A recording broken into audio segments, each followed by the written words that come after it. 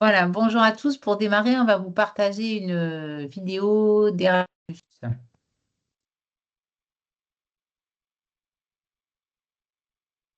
Tu veux partir étudier ou faire un stage en Europe? C'est super! Est-ce que tu connais Erasmus+? C'est le programme phare de l'Union européenne qui te fait vivre l'Europe. Avec Erasmus+, tu peux partir à l'étranger en bénéficiant d'une aide financière. Partir de quelques semaines jusqu'à 1 an pour étudier ou faire un stage professionnel. Tu vas rencontrer d'autres Européens, partager vos cultures et même te faire des amis pour la vie. Grâce à l'expérience Erasmus+, j'ai compris ce que ça signifie d'être européen. Ensemble, nous portons les valeurs que défendent les pays membres de l'Union européenne. Democratia. Defense of Human Rights. Respeto a la dignidad humana. Igualdade. Protection de nos libertés. I love Erasmus+. Avec Erasmus+, Vivez l'Europe.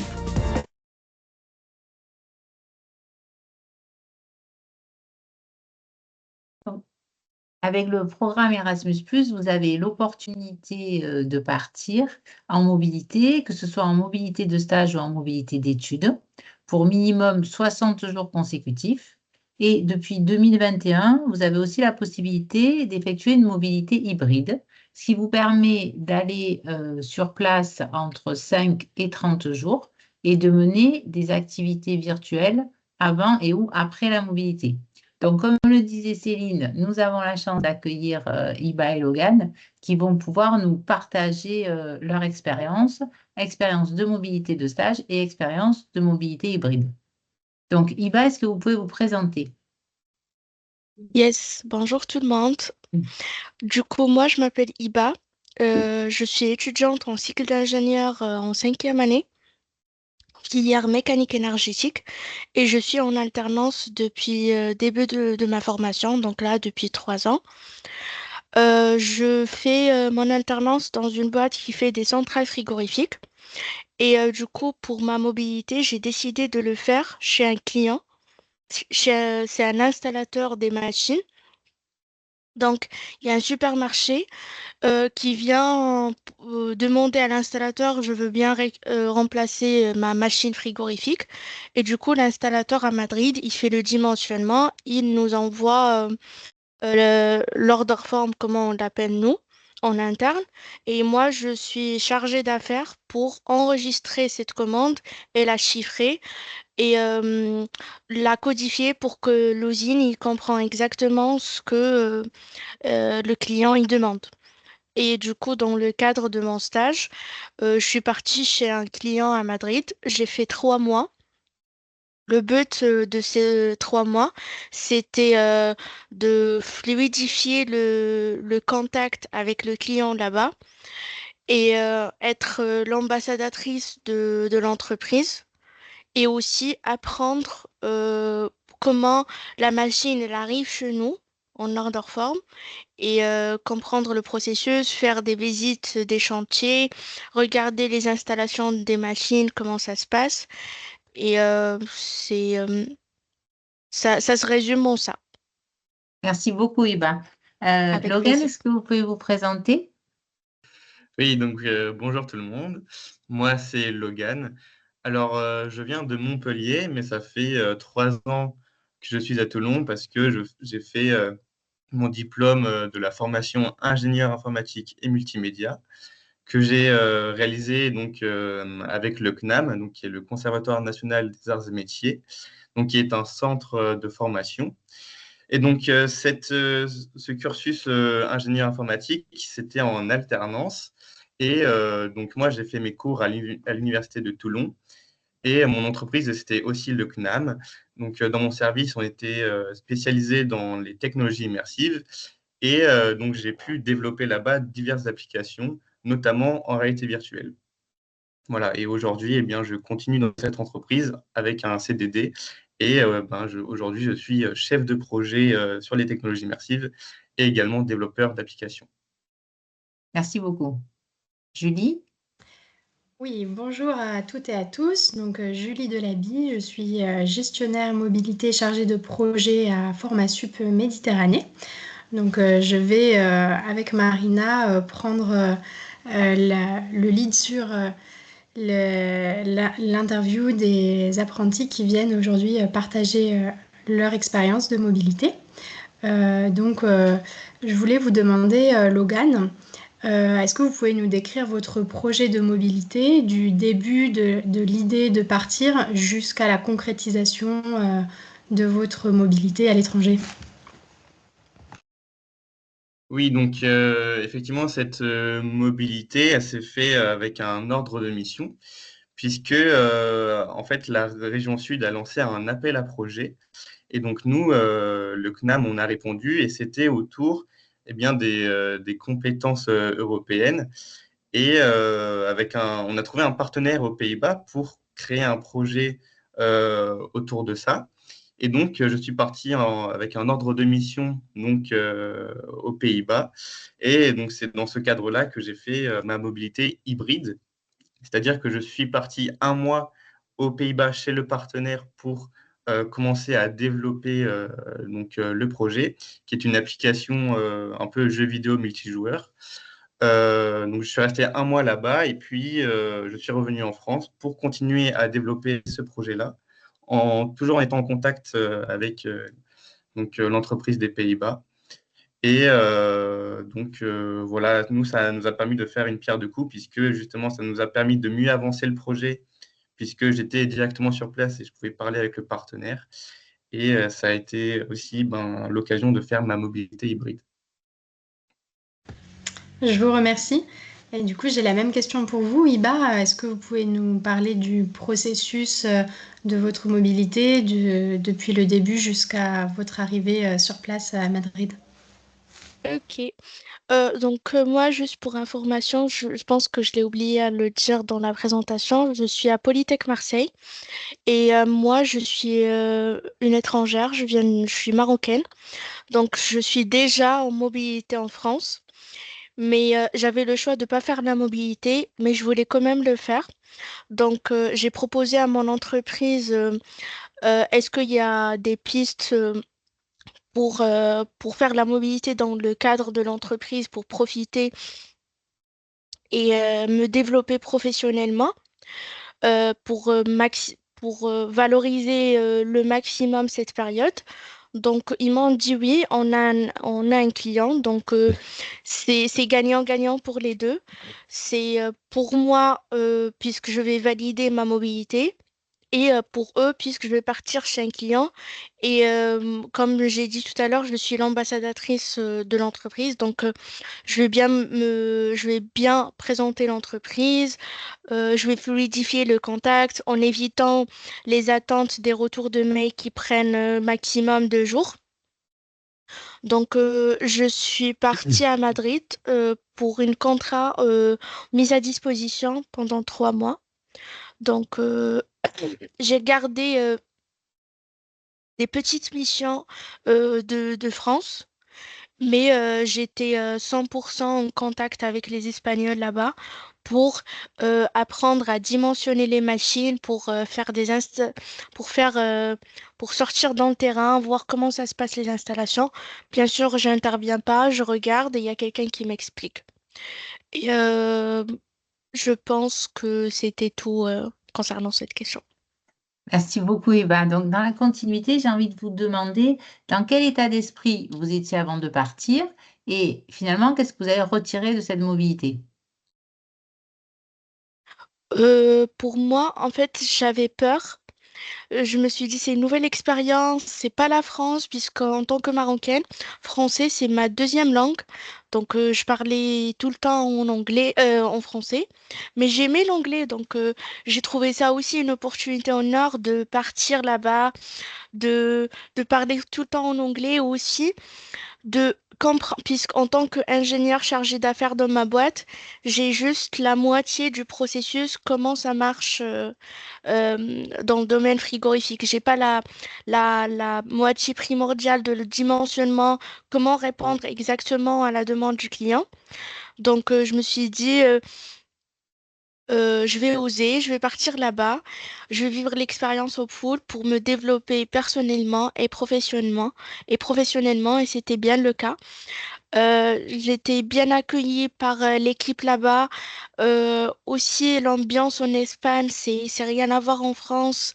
Et j'ai profité pour faire des nouvelles rencontres avec des gens que je connaissais pas, mais j'ai osé à faire des rencontres et je pense que c'est ça ce que j'ai retiré le plus, à part ce que j'ai appris du côté professionnel, c'est que là, je commence à oser, à partir vers les gens, pas attendre que les gens viennent vers moi. Merci beaucoup. Logan, alors, c'était quoi votre état d'esprit avant et qu'est-ce que vous retenez de l'expérience après? Oui, donc moi, c'est sûr qu'avant, j'avais un peu peur, puisque j'ai pas eu l'occasion de voyager beaucoup avant. J'ai fait juste le Portugal et c'est tout. Je n'étais jamais vraiment trop parti en dehors de la France. Donc j'avais un peu peur de découvrir un nouveau pays, de me retrouver seul et surtout de parler l'anglais, parce que je n'étais pas forcément très à l'aise dans cette langue. Mais donc, après avoir planifié, enfin, j'avais le déroulé de comment ça allait se passer. Donc, j'ai juste suivi le planning. J'avais mes billets de train pour partir, etc. Et donc, en fait, je suis arrivé sur place aux Pays-Bas et j'ai directement été accueilli par l'entreprise d'accueil et qui était très content de me voir. Ils m'ont demandé si le trajet s'était bien passé. Donc, j'ai très bien été accueilli. On est même allé dîner quelque part juste après. Et donc voilà, forcément, les jours, ils étaient un peu durs pour s'habituer à parler anglais, mais vu qu'ils disent que c'est pas grave, qu'on peut se tromper et qu'on est là pour apprendre, eh ben, ils nous mettent dans un état d'esprit juste de progression et qu'on peut se tromper, que c'est pas très grave et qu'on est là juste pour avancer ensemble. Donc voilà, moi, après, dans l'entreprise, j'avais des collègues de mon âge avec qui on parlait sur nos sujets d'intérêt, que ce soit les jeux vidéo, etc. Et puis j'avais également un colocataire, moi, dans ma résidence, avec qui j'ai pu faire des sorties, etc. Donc, moi, ça m'a beaucoup permis de casser un peu la peur que j'avais. Et puis, c'est gentil à eux de nous avoir mis dans des bonnes conditions pour enlever cette peur-là et être bien accueillis. Super. Et quelles compétences vous avez pu identifier que cette expérience vous a permis de développer, Iba?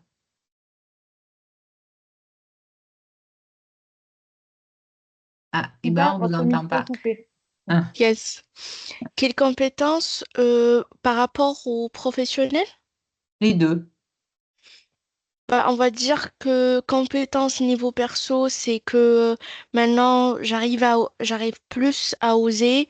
C'est moi qui parle aux gens au premier puisque je peux pas rester seule, donc j'avais pas le choix. Et du coup, côté professionnel, bah, du coup, je comprends mieux et beaucoup plus le cycle frigorifique de A à Z. Super. Logan? Oui, alors moi, donc, le projet que j'ai réalisé là-bas, c'était vraiment un jeu vidéo multijoueur où en fait, voilà, ce sont des personnes qui se connectent ensemble et qui doivent résoudre des problèmes sur le développement durable, etc. Et donc l'objectif, c'était de créer ce jeu-là. Moi, j'avais pas vraiment eu l'occasion de travailler en équipe. Moi, j'étais plus développeur pour d'autres applications que j'avais faites. Et donc là, c'est la première fois que j'étais avec une vraie équipe, avec d'autres développeurs. Et donc, j'ai pu un peu être le chef de ces développeurs-là et expliquer, tiens, comment est-ce que eux ils voient leur vision, comment est-ce qu'on va approcher le développement. Et donc, c'est ce qui m'a permis justement d'améliorer cette compétence-là, qui est de manager un projet, surtout avec une équipe de développeurs, quelque chose que je n'avais pas eu forcément l'occasion de faire dans mon alternance au début en France. Et justement, moi, ça m'a aussi permis d'être plus à l'aise à l'oral, surtout en anglais, avec des personnes que je ne connaissais pas. Et du coup, aujourd'hui, j'ai pu faire plus de voyages grâce à ça, puisque j'étais un peu plus à l'aise avec les personnes qui habitaient dans les nouveaux pays.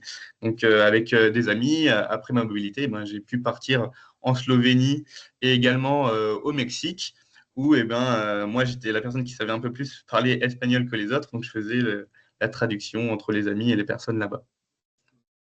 Merci beaucoup. Bravo pour toutes ces compétences développées, tous les deux. Et maintenant, on a une question par rapport à ce qui a pu faciliter votre départ en mobilité, que ce soit financièrement ou d'autres aides qui ont pu vous être apportées. Est-ce que Iba, vous avez identifié quelque chose qui a pu vous aider à partir en mobilité?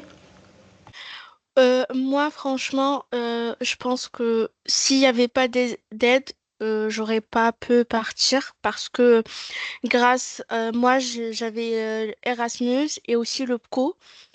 Et grâce aux aides, bah, j'ai pu garder mon logement en France. Donc, j'ai pu profiter sereinement de ma période de mobilité là-bas à Madrid. Pour pas penser qu'est-ce que je vais faire après quand je vais rentrer en France. Je vais galérer pour retrouver un logement. Et surtout que à Marseille, je pense toute la France, début d'année, c'est très compliqué pour trouver un logement. Et aussi, même là-bas, puisque Madrid, c'est pas, en général, l'espagnol, c'est pas cher, mais le loyer à Madrid, c'était compliqué de trouver quelque chose au centre-ville, de bien sécurisé et tout, à bon prix. Donc, grâce à l'Erasmus, j'ai pu oser un petit peu pour être bien placé au centre-ville.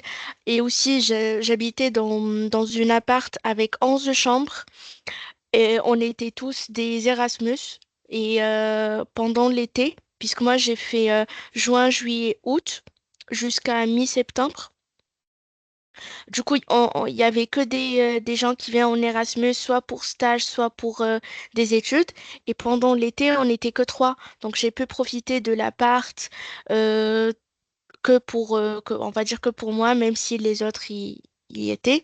Donc, oui, les bourses et Erasmus et le co m'ont vraiment aidé à profiter le maximum de l'expérience.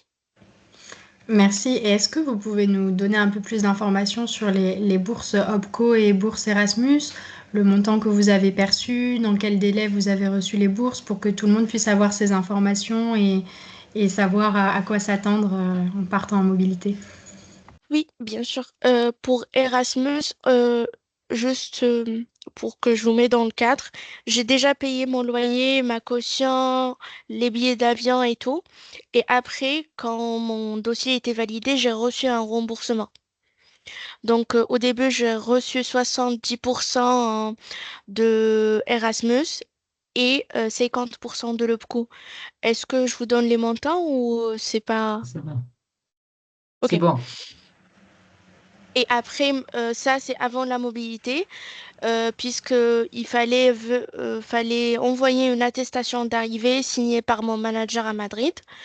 Et à la fin de la mobilité, il faut faire une vidéo de 2 minutes que j'ai pas encore fait parce que j'avais pas le temps pour recevoir la moitié de l'OPCO et le 30% qui reste de Erasmus. Merci beaucoup. Et donc, Logan, c'est similaire. Est-ce que vous pouvez nous expliquer ce qui vous a aidé pour votre départ en mobilité, ce qui a facilité votre voyage? Oui, alors moi, forcément, ce qui a facilité, c'est que tout était un peu planifié. J'avais mes billets de train, je savais où est-ce que j'allais être logé, etc. Donc forcément, ça aide au déroulé. Et effectivement, les bourses, eh ben, moi, ça m'a permis de couvrir toutes les dépenses que j'avais eues là-bas, que ce soit le logement, parce que c'est effectivement aux Pays-Bas, c'est presque aussi cher qu'en France, surtout là, si on est proche de la capitale ou pas. Et donc moi, ça m'a permis de couvrir tous ces montants-là avec tous les déplacements, toute la nourriture, etc. Donc ça, c'était vraiment génial. Donc effectivement, quand on arrive sur place, on doit faire une attestation d'arrivée et c'est à ce moment-là qu'on reçoit les 70% de la bourse. Donc il n'y avait pas eu de très grands délais entre les dépenses et voilà, la bourse reçue. Et effectivement, après, moi, j'étais que sur Erasmus. Les 30% restants, c'était à la toute fin de la mobilité où il faut faire une vidéo de 2-3 minutes pour ben, justement expliquer notre mobilité et comment ça s'est passé. Et voilà, donc bah, ça a grandement facilité la mobilité. Super, merci beaucoup. Et si vous deviez retenir une chose du pays, de votre mobilité, qu'est-ce que vous partageriez avec nous? Logan, je vous laisse la parole. Oui, très bien. C'est pour savoir qui commençait. Oui, alors moi, ce que j'ai noté là-bas, c'est que aux Pays-Bas, donc c'est forcément un peu plus au nord que la France, et donc le soleil se couche beaucoup plus tôt, et il fait aussi très froid très vite. Donc bon, nous, on quittait le travail, enfin nos horaires de travail étaient 9h-16h, puisque vers 17h, il commence à faire nuit. Et justement, les personnes, en fait, le dîner là-bas se fait entre 17h et 18h. Parce que je ne m'y attendais pas du tout. C'est-à-dire qu'on m'a invité au restaurant. Ils m'ont dit, mais tenez, c'est l'heure du dîner. Qu'est-ce que vous voulez manger? Moi, j'ai dit, j'ai pas très faim, il est que 17h. Et donc, ils n'étaient pas du tout habitués. Moi, j'ai dit que je mangeais plus vers 20h, aux alentours de 20h. Et ils pensaient que je mourrais de faim parce qu'eux, ils mangeaient bien avant. Donc, voilà, donc il y a des différences comme ça qui sont marrantes entre les pays. Et surtout, aux Pays-Bas, ce qui est intéressant, c'est de voir qu'il y a énormément de vélos partout et qui sont vachement prioritaires en fait par rapport aux voitures. Et voilà, c'est un style de vie que moi j'aime beaucoup. Et donc, voilà, c'est bien pour la mobilité. Et aussi, eux, plutôt que d'utiliser la voiture, ils ont des trains intercités très puissants qui permettent de faire voyager tout le pays en 3 heures. Donc, donc c'était génial. Voilà. Merci pour le partage d'expérience. Iba, qu'est-ce que vous retenez de votre expérience en Espagne? Moi, j'ai retenu que des belles choses sur l'Espagne. Avant, j'ai fait un petit voyage à Valencia l'année dernière. Je fais 5 jours, j'ai pas trop aimé. J'ai dit non, l'Espagne, c'est pas bon. Mais grâce à la mobilité, puisque j'ai vécu là-bas 3 mois, j'ai vraiment eu un retour en arrière pour voir vraiment que l'Espagne, c'est bon et tout. Et par rapport au travail, ce que j'ai aimé le plus, c'est que pendant l'été, on travaillait de 8h à 14h, puisqu'il faisait très chaud. Donc, il y avait une adaptabilité par rapport à ça, que ils savent que c'est compliqué de venir quand il fait chaud, même s'il y a des climatiseurs à l'intérieur, mais venir et finir le travail et rentrer chez nous, c'était compliqué. Et j'ai fait aussi du télétravail, chose que j'ai pas ici. Et ça m'a vraiment aidé pour me montrer, me montrer à moi et aussi à mon manager ici et à mon manager ici en France que j'arrive à travailler en autonomie et que j'arrive à accomplir mes tâches, peu importe si je suis au bureau ou bien au télétravail. Et autre chose, c'est que en Espagne, les magasins, ils restent ouverts dimanche. Et même dans la semaine, ça ferme jusqu'à 22h, chose qu'on n'a pas ici en France.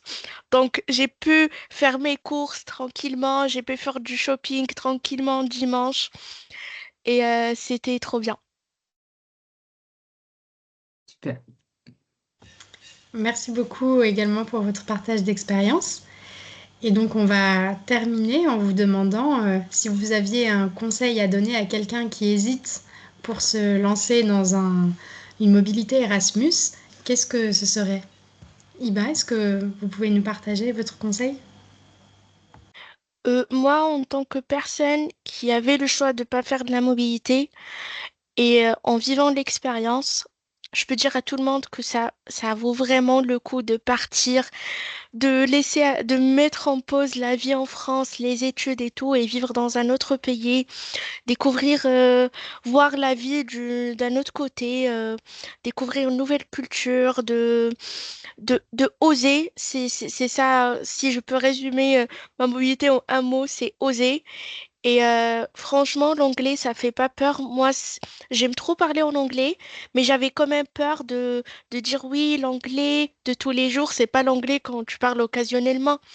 Donc, si l'anglais, c'est que le seul obstacle qui vous fait peur pour partir à l'étranger, c'est vraiment pas le vrai l'obstacle. Votre obstacle, c'est vous-même. Faut casser cette connaissance. Faut casser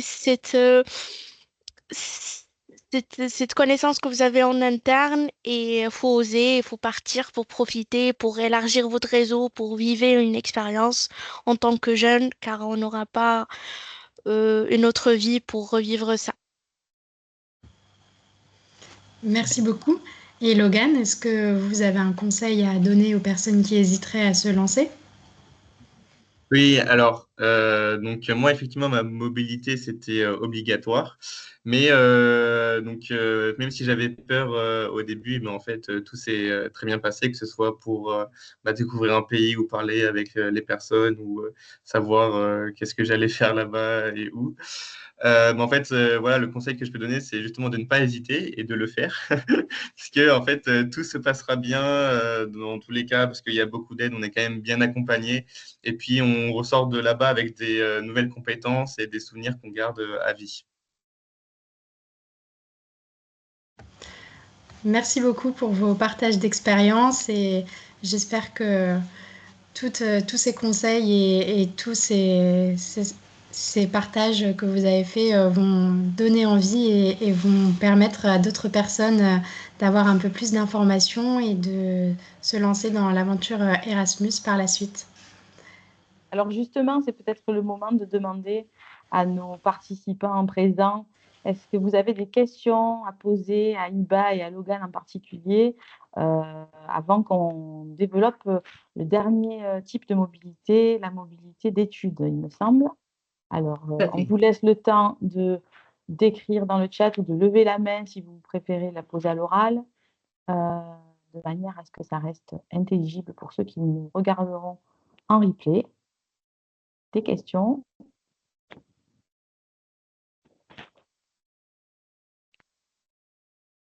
On a une main qui s'est levée. Allez Mathis, c'est à vous, on vous écoute. Oui, bonjour, je me présente, je m'appelle Mathis Rey, moi du coup je suis à l'UT de Saint-Jérôme aussi en alternance. Je suis dans une boîte de société d'ingénierie qui sous-traite des entreprises industrielles comme Airbus, etc. Et moi j'aurais juste aimé savoir à peu près comment ça se passait. Alors je sais pas si c'est le sujet qu'on va évoquer juste après, un peu pour la partie déroulement, comment ça se passe pour les démarches ou quoi que ce soit, mais je suis arrivé un peu en retard, je vous avoue. Et du coup je sais pas trop comment m'y prendre sur cet aspect-là, quoi.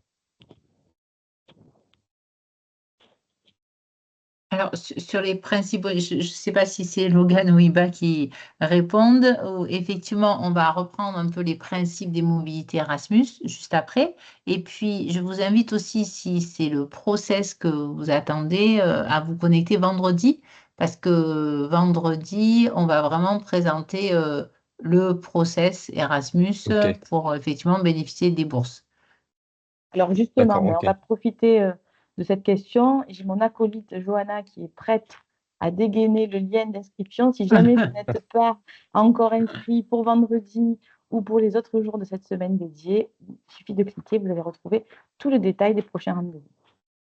Voilà, Ok, c'est très à bien. poster dans la conversation. Très bien, merci beaucoup. Avec plaisir. Est-ce qu'il y a d'autres questions? Allez-y, c'était la première, la plus difficile. Et les suivantes sont bienvenues. Vous levez la main et vous mettez dans le chat sans problème. Alors, on a une question dans le chat. Et voilà, super. Alors, qui ne s'affiche pas chez moi, mais je vais y arriver. Est-ce que la demande de bourse Erasmus se fait, hop, j'ai tout qui bug, tout va bien, auprès du CFA ou de son école, université d'origine? C'est Thomas qui nous pose cette question. Je vous laisse y répondre. Oui, avec plaisir. Alors, la demande de bourse Erasmus, elle se fait auprès du CFA, donc au moment où vous êtes en train de monter votre dossier de mobilité sur notre plateforme Cactus. Donc, il y a toute une partie qui concerne la bourse Erasmus et on pourra vous dire à ce moment-là si vous êtes éligible ou non, si votre projet de mobilité rentre dans les critères pour bénéficier de la bourse. Et c'est également à ce moment-là, quand vous montez votre projet, qu'on vous fait un retour aussi sur l'éventuelle bourse de mobilité que vous pouvez avoir avec votre OPCO, l'opérateur de compétences qui octroie aussi généralement une bourse pour la mobilité. Voilà. Oui. Du coup, on a une autre question. Est-ce qu'on peut repréciser la différence entre mobilité individuelle et hybride? Alors, Oui. repréciser les différentes les modalités. Oui. Alors, on va y revenir juste après, mais on est sur des mobilités individuelles, là, dans tous les cas. Soit c'est une mobilité donc, qui va durer minimum 60 jours, donc, et qui peut être ou d'études ou de stage. Donc, Iva, c'était effectivement un stage, on va avoir un témoignage d'études. Ou alors, la mobilité hybride, c'est on va effectivement aller dans une entreprise, comme a fait Logan, mais on travaille avec cette entreprise avant et éventuellement, on continue à travailler après avec des activités à distance, en fait. Voilà. C'est-à-dire qu'avec la mobilité hybride, vous n'êtes pas obligé de partir 60 jours consécutifs. En revanche, vous êtes limité à 30 jours maximum. C'est entre 5 et 30 jours. Et les activités virtuelles, elles, peuvent s'étaler. Merci, Maria. Une troisième question. Quelles sont les étapes à suivre pour rechercher une formation et une entreprise dans le pays de mobilité? Faut-il d'abord l'accord de notre entreprise actuelle d'alternance? Alors, dans tous les cas, dans le projet, il vous faut l'accord de votre entreprise quand vous allez monter le dossier. De toute façon, dans le projet, il faut valider que vous avez bien l'accord de votre entreprise. Donc, ça, c'est sûr. Et ensuite, effectivement, vous allez être aidé par votre formation sur les démarches à suivre pour trouver une entreprise à l'étranger. Et vous êtes aidé par le CFA pour tout le dossier qui est à monter pour obtenir effectivement, pour valider votre mobilité et obtenir des bourses. Merci. Je crois qu'on a une dernière question. Comment créer la demande de mobilité sur la plateforme Cactus? L'accès est refusé. Alors, il semble qu'il y a un petit souci pour passer par là, mais peut-être que vous savez nous dire ce qui se passe. Sandrine. Voilà, mon micro est allumé. Alors, en ayant cette question, je ne peux pas y répondre tout de suite parce que je ne sais pas si le trinôme, par exemple, c'est quelque chose qui se passe entre l'employeur, l'université et vous-même est activé. Si c'est une mobilité d'une durée trop courte et donc Cactus la refuse, enfin, il faudrait qu'on puisse avoir un petit peu plus de détails. Mais ce que je vous invite à faire, c'est qu'à la fin de cette présentation, il y aura une adresse mail et vous nous envoyez un email. Comme ça, on pourra en discuter même au téléphone. Vous nous donnerez votre numéro de téléphone. Comme ça, on comprendra votre situation plus en détail et on pourra répondre à votre situation. Oui, c'est ça. Johanna va poster l'adresse. Très bien. Merci, Johanna. Si vous voulez la récupérer. Super. Et on a Iba qui lève la main. Iba, dites-nous. Yes, c'était juste par rapport à la question de Yacine pour les étapes à suivre. Je conseille tout le monde à oser, à demander à l'entreprise où ils font l'alternance actuellement pour voir s'il y a des pistes pour partir avec eux.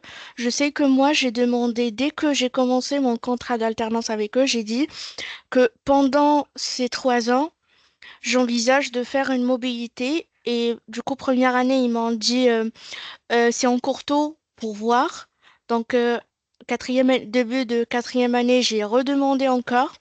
Ils m'ont dit faut voir, faut étudier le projet pour voir s'il y a un intérêt pour nous aussi de vous envoyer là-bas. Donc, faut commencer par l'entreprise d'accueil. Sûrement, il y aura des pistes et faut reparler, redemander. Sinon, il y a d'autres pistes. Je sais que d'autres collègues, ils ont trouvé des formations juste en cherchant, par exemple, formation master en nucléaire. Du coup, ils ont trouvé un encadrant, ils ont trouvé le mail d'un encadrant ou d'un responsable d'une formation. Ils l'ont contacté par mail et du coup, ils sont arrangés à faire une mobilité et c'était validé. Merci, Iba.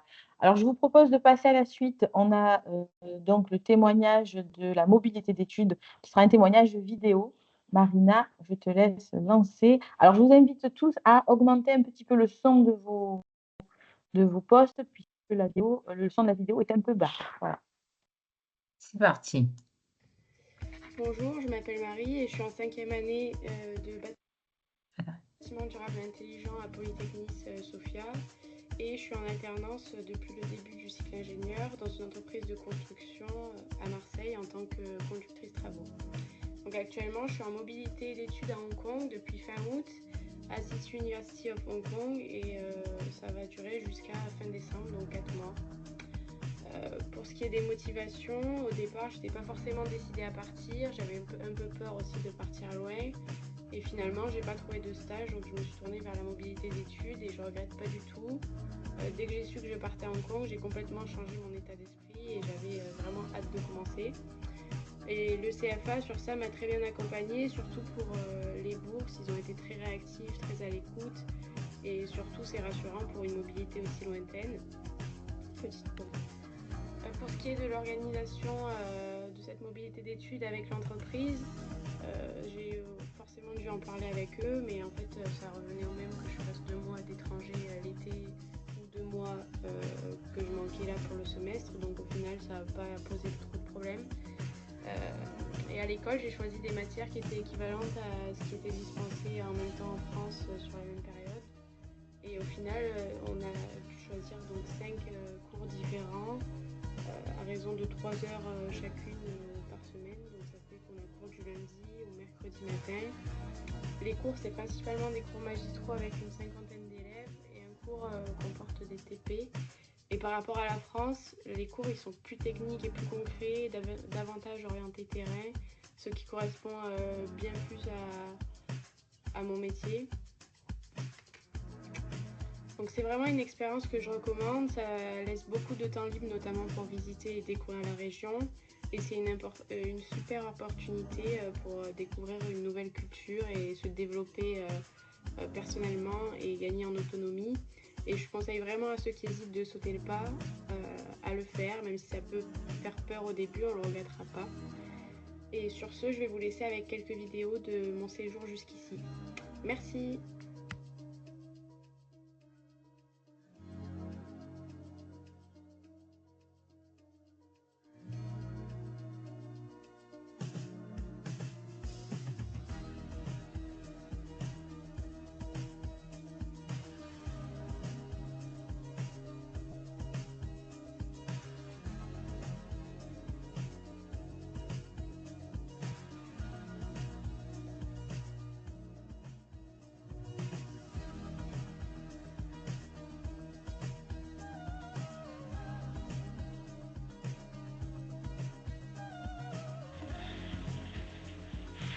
Alors, je crois qu'il y a un bug sur la vidéo, là.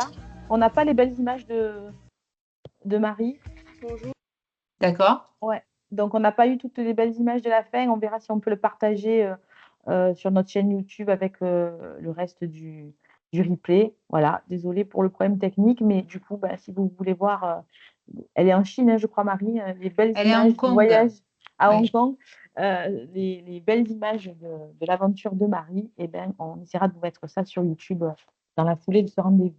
Voilà. Donc, du coup, on remercie beaucoup Marie pour son témoignage qui n'a pas pu être avec nous avec le décalage horaire et qui est encore actuellement à Hong Kong et donc qui nous a permis d'illustrer le 3e type de mobilité qui était les mobilités études et peut-être, et ça va répondre aussi à certaines questions, Julie va reprendre les principes d'Erasmus et les différentes modalités du programme. Merci Marina, oui, tout à fait.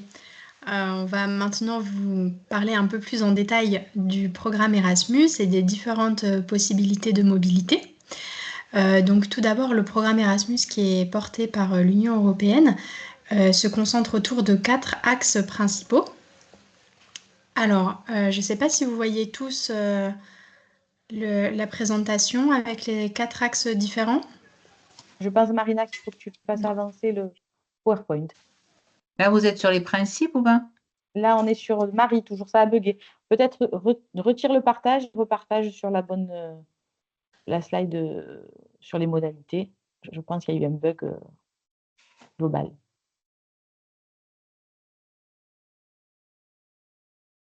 Ce sont les aléas du direct, comme dirait Michel Drucker.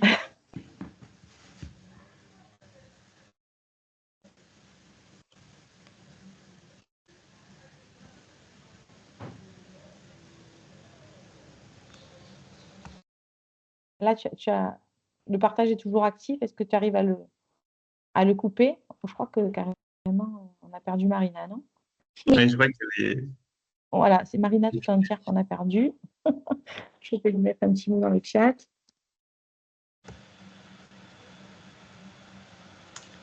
Est-ce que Céline, tu veux que je partage mon écran avec la présentation pour prendre le relais? Tu l'as bien sûr, volontiers, oui.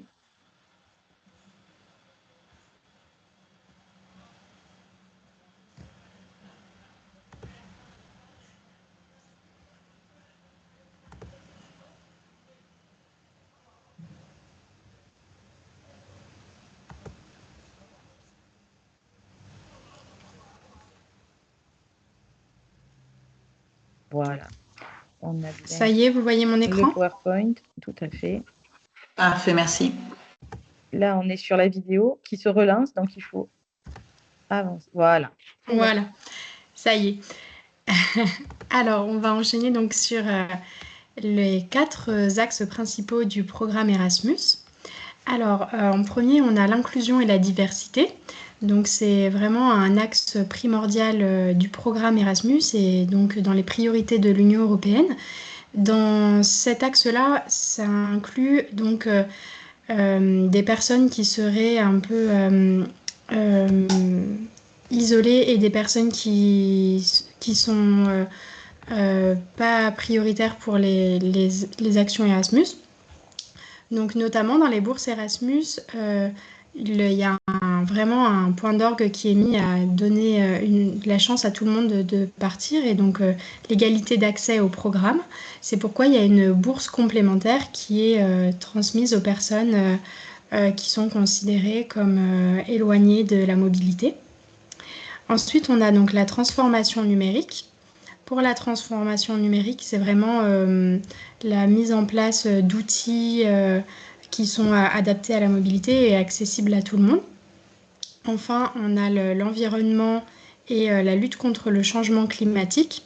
Donc, cet axe-là, il est représenté par notamment dans le programme de mobilité Erasmus, une bourse complémentaire qui est fournie pour les personnes qui partent en mobilité avec un moyen de transport durable. Donc je reviendrai un peu plus en détail sur ce point-là un peu plus tard. Et enfin, participation à la vie démocratique, aux valeurs communes et l'engagement civique. Donc c'est vraiment l'idée de mettre en œuvre des sessions d'information sur l'Union européenne, les valeurs de l'Union européenne et la vie démocratique au sein de l'Union.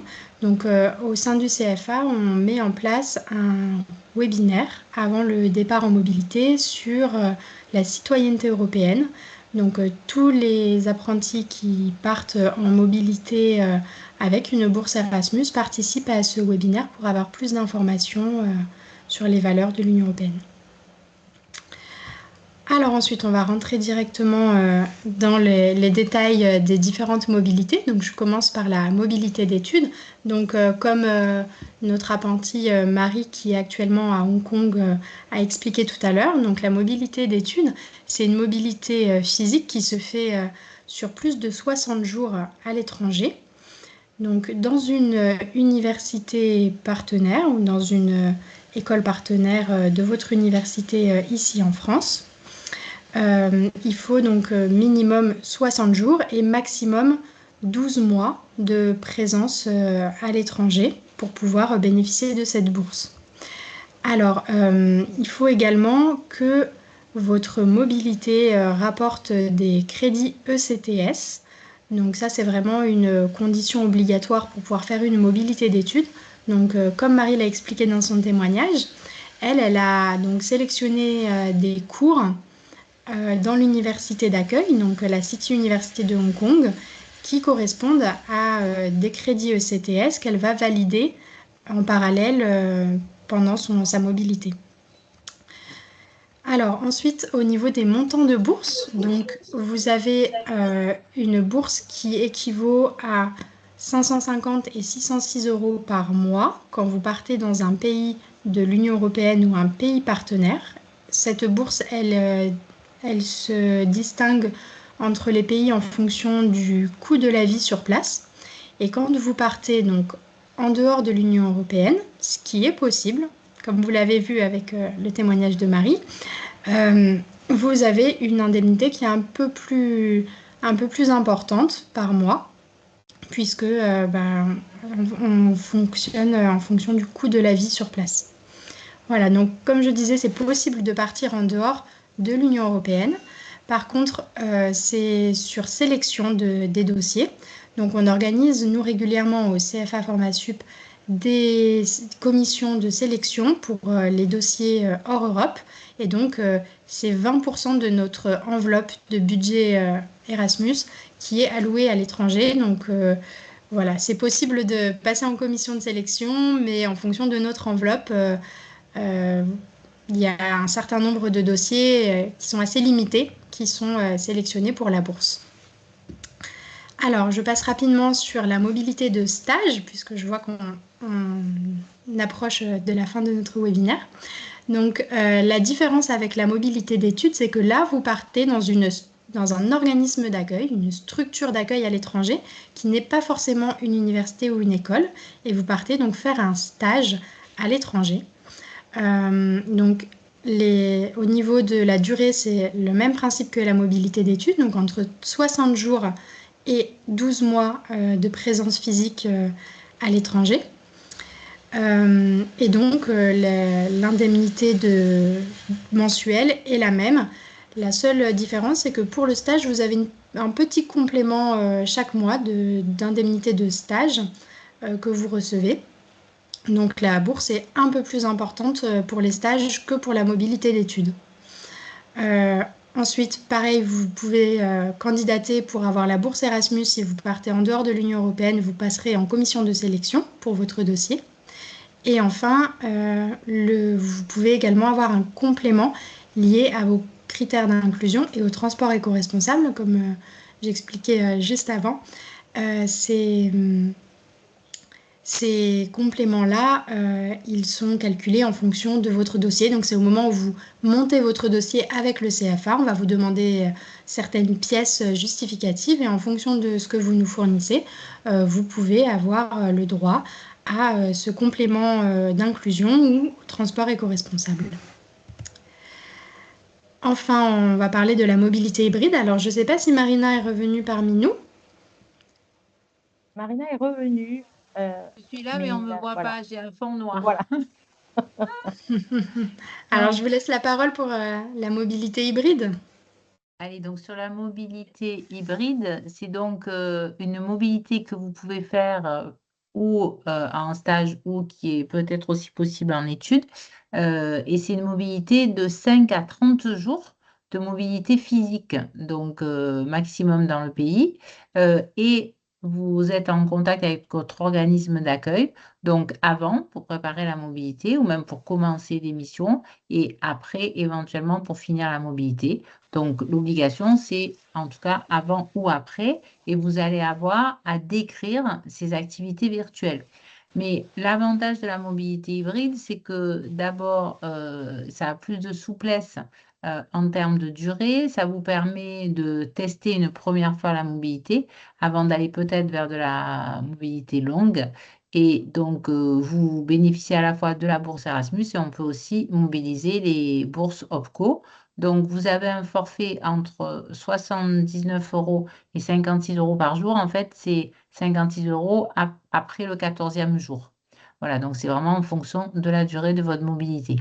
Et vous avez les mêmes compléments possibles hein, en termes d'inclusion et de transport éco-responsable et avec un départ en Europe et hors Europe en passant en commission, comme Julie l'a expliqué.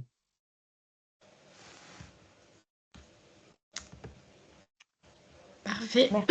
Merci beaucoup. Est-ce qu'à ce stade, vous avez des questions dans l'assistance, si je peux dire ça comme ça? N'hésitez pas, de la même manière que tout à l'heure, à lever la main ou mettre un message dans le chat, sachant que... Ah ben, on a Mathis de nouveau. Allez-y, Mathis. On ne vous entend pas. J'avais pas le micro. Ah, voilà. J'avais pas le micro, ouais. Ouais, moi j'ai une question. En fait, mon entreprise, elle est basée au Canada aussi. Et en fait, du coup, on m'avait parlé que si jamais, moi je suis en alternance, on m'avait dit que si jamais je voulais partir, il fallait que ce soit sur la même entreprise qu'on a actuellement et en gros que ce soit dans une antenne située à l'étranger.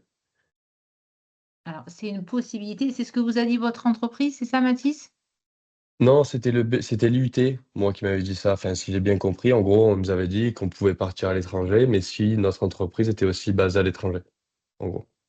En fait, vous avez la possibilité de la mobilité dans une autre entreprise ou dans votre Oui, entreprise. C'est-à-dire que si vous avez la possibilité, si votre entreprise vous propose, par exemple, d'aller dans une filiale ou vous donne une mission dans un de ces des pays où elle est implantée à l'étranger, c'est possible, mais vous avez tout à fait la possibilité de partir dans une autre entreprise. C'est quand même la majorité des mobilités qui se font dans d'autres organismes d'accueil, hein, puisque ce n'est pas forcément des entreprises. C'est plus large qu'une entreprise. Ça peut être aussi une association, un organisme. Voilà, c'est vraiment dans un organisme d'accueil, mais vous n'êtes pas du tout obligé de le faire dans votre entreprise. Ça dépend si c'est plus simple pour vous, que vous avez ou pas l'opportunité.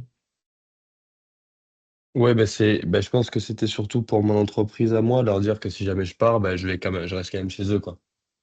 Je suis ouais, ok. Et juste une deuxième question aussi. Vous avez dit que c'était donc du coup sur sélection, si c'était hors Union européenne. Alors, hors Union européenne, vous aurez toujours la bourse OPCO si l'OPCO dont vous dépendez, dont l'opérateur de compétences dont dépend votre entreprise, donc ça dépend de la branche d'activité, verse effectivement une aide à la mobilité, vous aurez le montant qui est affecté par votre OPCO. En revanche, effectivement, pour Erasmus, on a 20% des départs qu'on peut faire hors Europe. Donc, il y a une sélection des dossiers de façon, parce qu'il y a plus de demandes hors Europe que 20% de la totalité des départs, en fait. Et donc, il y a des dates Ok, de commission qui sont fixées, la prochaine étant en décembre, par exemple. d'accord. Parce que Erasmus et Upco, c'est différent. Parce que j'ai pas trop bien compris. Oui, C'est deux choses distinctes. c'est des choses distinctes. En fait, le programme Erasmus, là on est dans les Erasmus Days, c'est l'Europe qui mobilise des fonds et pour favoriser la mobilité, que ce soit dans l'enseignement supérieur, que ce soit à tout niveau scolaire, que ce soit dans la formation continue. D'accord? Donc ça, c'est vraiment le programme D'accord. Erasmus+. Et donc, vous avez votre entreprise qui dépend d'opérateurs de compétences en fonction de sa branche et ces opérateurs de compétences mobilisent de l'argent pour effectivement accompagner les mobilités, sachant que la mobilité fait partie des missions des CFA. D'accord. Ok. Merci. Alors, je vous propose éventuellement, s'il y a d'autres questions plus techniques, de vous reconnecter vendredi, d'envoyer un petit mail sur mobilité@formasup-med.com. On a une question de Thomas. Je vous encourage les uns et les autres, si vous avez d'autres questions, à les mettre rapidement dans le chat puisqu'il est midi et qu'on va devoir interrompre du coup cette visio. Mais en revanche, on répondra à toutes vos questions avec plaisir. N'hésitez pas à les mettre. Thomas, une dernière question. On vous écoute. Il n'est plus là. Il est parti. Eh bien, peut-être qu'on pourra vous répondre en différé. Donc, vous avez le mail qui s'affiche. Ah, non, vous n'entendez pas, Thomas. Il est là. On ne vous entendait pas. Peut-être essayez de... Pourtant, le micro est activé. Je retente là. Ah, ça y est, c'est bon. Allez, super. Ok. Non, j'avais une question. Le partenaire Europe et Europe, ça se trouve au niveau de l'université ou de l'école? Je vais laisser Sandrine ou Julie répondre. Je vais devoir vous quitter parce que j'anime un webinaire là, sur un des projets internationaux. À très Merci, bientôt. Mariana. Merci beaucoup à tous. Au revoir. Merci. Alors, pour effectivement les mobilités d'études en Europe ou hors Europe, ce sont les partenaires de votre université ou de votre école à l'étranger qu'il faut solliciter pour pouvoir faire un semestre. En fait, il faut qu'il y ait un accord interinstitutionnel entre votre université en France et celle dans laquelle vous allez faire votre mobilité d'études à l'étranger. D'accord. Donc, merci déjà. Et donc, la sélection se fait au niveau de l'université ou de l'école, pas du CFA. Exactement. Exactement. Non, le CFA ne fait pas de sélection à ce niveau-là. Nous, c'est uniquement pour l'obtention de la bourse une fois que vous avez trouvé l'organisme d'accueil à l'étranger. D'accord. Et donc, du coup, il ne peut pas y avoir le financement à la fois du CFA et de notre université? Non, pour la bourse Erasmus, il y a un seul financement qui est possible, il n'y a pas de double financement. Donc, c'est soit avec l'université, soit avec le CFA. D'accord, merci. Merci beaucoup, merci à tous. On va se quitter pour aujourd'hui. Donc, n'hésitez pas, en revanche, si vous avez des questions, à écrire à l'adresse qui s'affiche sur votre écran. Vous avez également, un peu plus haut dans la conversation, mais peut-être que Johanna peut la remettre tout de suite, l'adresse, mais aussi le lien pour suivre les prochains jours et découvrir, notamment demain, une conférence exceptionnelle de Gabriel Alperne qui va nous parler sur le thème Un pont entre deux rives, entre deux mondes. Vous êtes, vous, les alternants, et avec l'alternance, vous faites le pont entre la formation et l'entreprise, et avec la mobilité entre les deux pays, les deux cultures, deux façons de travailler. Donc voilà, ça va être un moment où on prendra un petit peu de hauteur autour de cette dynamique de faire le pont entre les mondes. C'est une conférence exceptionnelle qui ne sera pas, pour le coup, disponible en replay. Donc je vous encourage à vous connecter si c'est possible pour vous. On ne pourra pas vous mettre le replay à disposition pour cette fois. Et ensuite, vous retrouvez le programme dans le lien partagé par Johanna qui vous permet aussi de vous inscrire pour vendredi également. Vendredi, où vous aurez vraiment la partie plus pragmatique de comment se lancer dans l'aventure avec l'équipe mobilité du CFA. Voilà. Eh bien, écoutez, on reste à votre écoute si jamais vous avez des questions complémentaires. Et on vous retrouve demain avec Gabriel Alperne. Bonne fin de journée à tous, bon appétit. Merci beaucoup. Au revoir. Bon courage. Au revoir. Au revoir. Merci beaucoup. Au revoir.